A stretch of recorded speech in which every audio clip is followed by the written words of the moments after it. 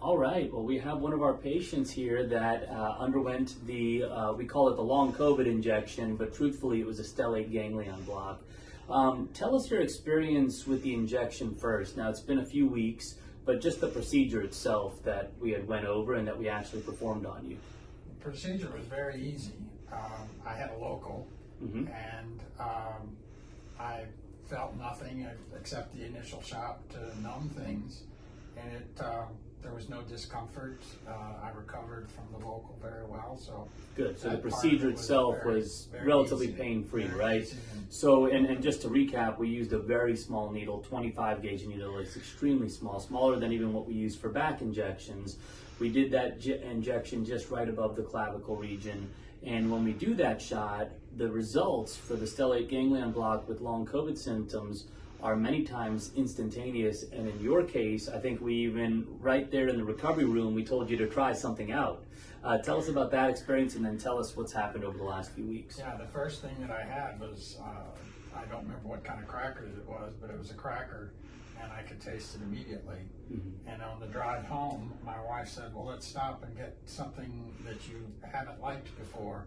I had a real aversion to lemon, and I always liked lemon previously. For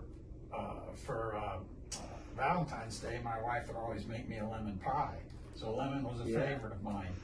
Well, lemon was horrible. It just tasted terrible to me. So we went to the local chicken place and got some home fresh squeezed lemonade. Yeah, It tasted great. That's awesome. So that same day you went and got the lemonade and you were able to taste that just the way you did before, and it was good. That is incredible. And that's the kind of, when we did this piece and we aired it on the TV, one of the parts that I totally, it slipped my mind is we live in sort of the food capital of maybe not the US, but even the world.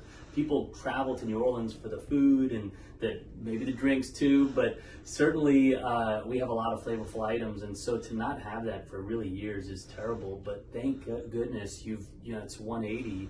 So since the lemonade experiment and everything else on that day after the procedure, for the last few weeks, you've been able to try some other items as well. I take it. Yeah, my wife feels much better because she felt like she was cooking for somebody that couldn't taste, and it wasn't really inspiring for her. So since I've started to taste her food again, she's much more inspired. So I love that. We've tried everything from steak to chicken to pork, and I taste all of that. That's great. The taste is coming back slowly. There are some things that I also smell now that I didn't before, some of them were dangerous. I couldn't smell gasoline. I couldn't smell natural gas. I couldn't smell if a stove was left unlit. Yeah, you want to be able to smell those things. I things. couldn't smell that, but I can now. That's great. So things like that have come back. So not just the food and all that, but quality of life.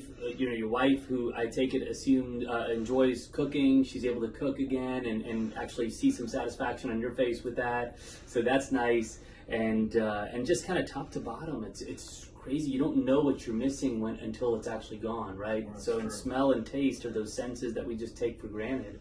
But thank you for telling your story, and with your permission, we'd love to tell others the story as well. Oh, I'd be happy for you too. I've found a lot of success with it. I think it's continuing to improve as time goes by, but I think I'm doing very well. That's great. If you ever need another one, you just let us know. But right now we're smooth sailing, so that's great. Thanks so much for sharing the story. Sure. Great.